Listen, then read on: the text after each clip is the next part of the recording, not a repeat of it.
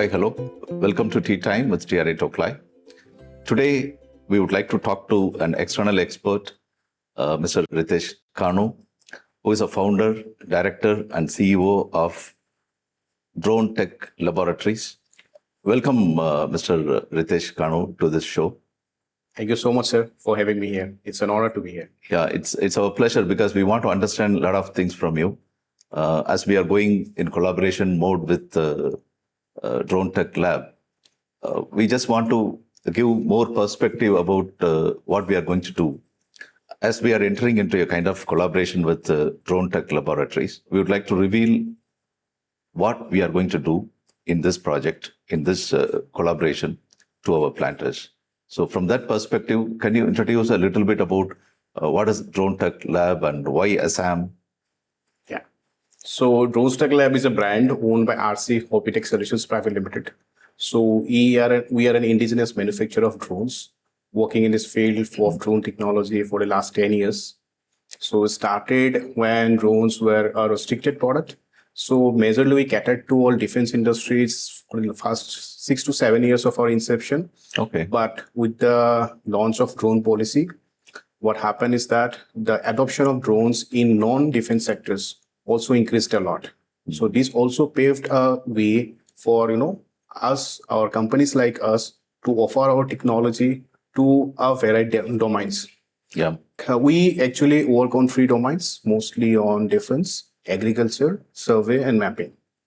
So and for the mapping part, we have done the mapping of whole state of Assam during Mission Vasundhara, that is done, and the CMC initiative. And for agriculture, we have been doing a lot of works. We have started doing a lot of works across India, a lot of works with collaboration with Bayer and others and MNCs. So we thought that being from Assam, I also need to focus on a lot of areas or things which can be done here. Yeah. Tea sector actually needs a kind of rejuvenation in the operations, what they are doing. Yes. You know that there is a labor scarcity. Yes. And it is increasing actually day by day. Right. So I think drone will be a better alternative for the tea gardens, particularly large corporate gardens, to manage their properties efficiently, more efficiently than ever before. Right. So from that perspective, coming from defense background to agricultural background, are there any challenges?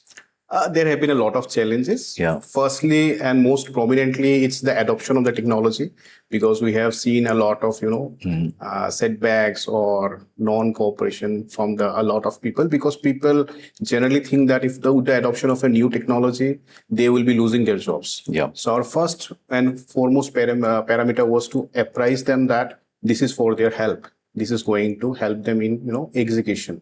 Yeah. The main point of adoption of drone technology is that, drones are something that you cannot run away from right now. It's going to come. It has already arrived. So we want to make it a model where, drone-based tea cultivation becomes something that becomes a case study for the whole nation to follow.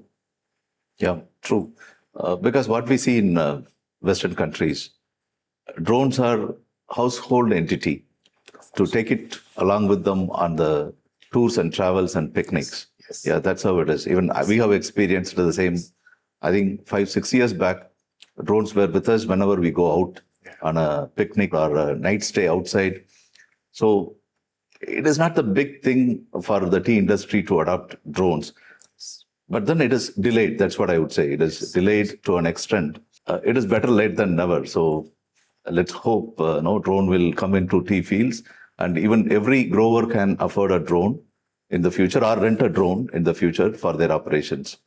Okay, coming to tea industry as such, we also do some experiments with drone, like particularly for pest and disease management, to spray pesticide molecules and then fungicide molecules we are using it.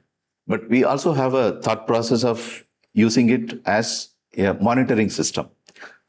A lot of efforts have been already put up in this field, but we have not come to the final product which we can release it to the planters. So today we are going to have a collaboration between us that is going to create a center of excellence for drone technology. What is our hope on that for helping the tea plantations using that center? Yeah. First and foremost, I would like to express my kind gratitude to you, sir, because a lot of times what we have seen as a company, as a startup, is that we have tried to, put forward these technologies to a lot of departments, but very few departments have, apprise, kind of acknowledge these kind of activities. So I think with a institute like Tocklai, this kind of technology adoption is going to help us a lot. Yeah. The tea growers a lot. Now coming back to the how this technology and how this drone center of excellence will work out is that our vision is that this drone center of excellence will not be just a place where we'll demonstrate drones. Yes. Rather, it will be something where we'll be doing the research, doing the training, Yeah. and then we'll deploy drones wherever applicable, so that the recurring issues or the teething issues of the tea industries can be addressed. Yes. And Exactly. That's what we also expect from this center. And like you said, the challenges while coming from defense industry to the agricultural industry, particularly, which is not very modern in India, the agricultural industry. So there has to be a lot of education given to the users. yes. So from that perspective, can you help the industry? Yes, I think there are three drivers. Yeah. When you see the whole technology in a scale, drones are the eyes. AI is something, is the let's call it intelligence. Yeah. And the plantation managers or the workers are the person who will be making the final call. Correct. So this combination is something that will make this technology adoption faster, and it will also help the tea industry grow faster. Yes. So when we talk about education of farmers are one side, like they are going to be educated themselves, probably. They will be educating themselves using our center. But when it comes to corporate gardens or large gardens, who do you think the right people to be nominated for this kind of program, training program? I think we already had a lot of activities going down with Tea Board of India, Yeah. where we started with some training of their key people as to how this technology can be adopted, how this can be sprayed. And it's not only about the spray part, it's also on the analysis part, because there is no real-time application, or there is no positivity in the set of things that if you're flying or spraying in a blanket of area. So the farmers or the tea garden owners has to understand Yes. that if the spraying has to be done via drones, the first step is the analysis part. As to, it cannot be a blanket spray. It has to be precision spray. When we apprise them about the precision agriculture part, Fantastic. Yeah. tea garden fair. owners Yeah. will always welcome this technology, because they will understand that this is not a kind of an addition to their cost. Rather, it is kind of they're saving a lot of effort and money. Yes. And their the whole set of efforts are going in the right direction if this technology is adopted. Yeah. Adopted. In combination with AI and GIS and remote sensing, probably this can become a wonderful tool to spray a particular section of the tea field. Instead of spraying the whole garden, they can go for spot spraying with this technology. Yeah, when we integrate all these tools together. Yes. So in integration of GIS, remote sensing, and AI, will this center be useful for the planters? Of course, AI and GIS will form a very integrated part of the whole technology. As I said, drones are just the eyes. The most important part or an integral part of the whole technology is also the analysis and the capturing part. Yeah. So that we understand, which areas are infested, and so that spraying happens targeted way only on those areas where you specifically require the spraying to happen.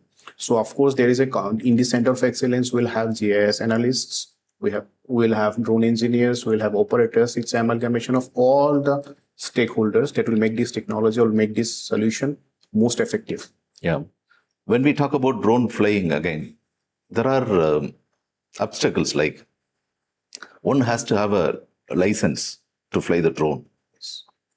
So if a garden has to nominate people for taking these licenses, who are the right people, like manager level or the assistant managers or the field level staff or a skilled labor can be trained? What is what take on that? So As per the mandate from the government of India, if we see from the qualification part, Yeah. it is mandated that the person has to be class 10 pass minimum. Okay. So that's a major kind of a qualification. Rest, you need to have an Aadhaar card and other stuff, which most people have. Okay. So first we have to see that we have these primary criteria being solved. Then I think the most effective people will be the people who are on the ground. Managers, assistant managers probably will be the best person to analyze the data or take a decision based upon the data. Yes, Because exactly. most of the times Yeah. they are not on the field and they will not be spraying. Yes. So my suggestion is to train people who are on the field to spray so that they also do not feel the thing that they are losing their job. Rather, they understand that we are upskilling them or making them more confident about the new technology so that their earning parameters are also increased. Yeah. And they do not go into oblivion that with the advent of new technology, these things are their skill sets are getting outdated. So I think we as an industry also have a role to play. We have a center. In fact, we have 3 centers in Guwahati where we train people and give them drone pilot licenses, which are now called remote pilot certificates, Yeah. which is as per the mandate of Government of India. That's a 5-day course, and you get a certificate to fly drones for a duration of 10 years. Okay. How do you think our center becoming a center for drone license issuing center? There are certain mandatory qualifications and mandatory requirements needs to be done for a Yeah. center to be converted into a RPTO. This is called Remote Pilot Training Organization. Okay. So like the way we have done in IIT Guwahati. Yeah. So that is one of India's largest RPTO. Mm-mm. In the same way, we can convert Tocklai Drones Center of Excellence into an RPTO in later stages when you see that, there are a lot of opportunities being here. And Yeah. then we can plan it out that way. Yeah. I think we can make a plan. What are the steps involved Yes. in it? And then we'll try to achieve one by one Sure. to reach that level to issue certificates from our end. Yes. I mean, in collaboration with you, rather. Yes. How do you see the demand for drone pilots in the next 5 years? Well, it is going to increase. It's a kind of push and pull effect. If you see the adoption of drones recently, it has increased a lot. Yeah. It is increasing in a speed of 5x to 10x. So with the increase in adoption of drone technology, you will be needing pilots. And also not only pilots, it is a whole ecosystem. As we were discussing about Exactly. engineers, analysts, operators, it's a whole ecosystem that is getting developed. So with the adoption of drone technology, all these kind of roles are going to get a place in the new age employment market. Yeah, that's one thing that I wanted to give an understanding to the planters. Most of them know it, but for few of them, it is not that you buy a drone, you become modern and drone-based application agriculture you are doing. Because as you rightly said, an ecosystem. Yes. Yeah, when you have drone, then you need to have drone engineer, drone analyst, and the data analyst, and then also a license holder who can fly the drone. It's an integrated stuff rather than just buying the drone. Exactly. Yeah, that's a very clear point you made it actually. Getting into an MOU is fine, that we are going to have a collaboration, a long-standing collaboration between our organizations.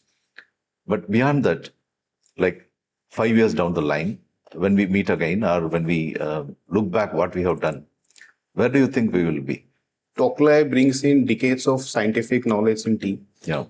We as a team bring in, our technology, drone technology and field capabilities. So there is a good amalgamation of drone technology with the agricultural science.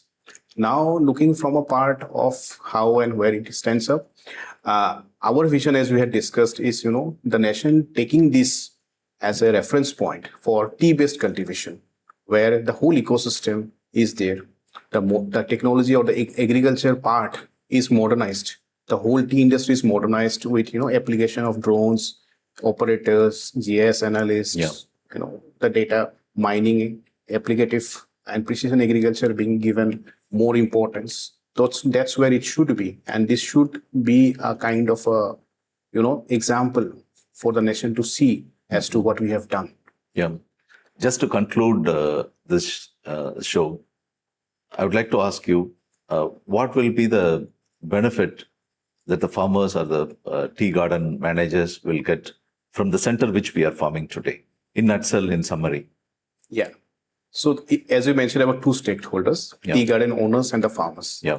So as we had discussed about the whole ecosystem, tea garden owners will also understand the impact of doing precision agriculture because they will be saving tons of money by investing in this new technology. Yeah. On the other end, the farmer's skill will also be upgraded. They will also understand how to use this technology for their betterment. And this rescaling, or rather call it upskilling, will help them in their earning their livelihoods as well. Because drone technology or adoption of drone technology is not something that we can shy away from. So the only way to solve this and go through this is that the farmers has to adopt the technology and go through the technology, understand the part, and Yeah. then adopt it for their livelihood. All right. Thank you very much. It was pleasure talking to you, and then we really hope that this MOU will stand a long term, and then it will serve the purpose for the planters. Thank you very much. Thank you so Mr. much for the Ritesh. opportunity, sir. Yeah. Thank you.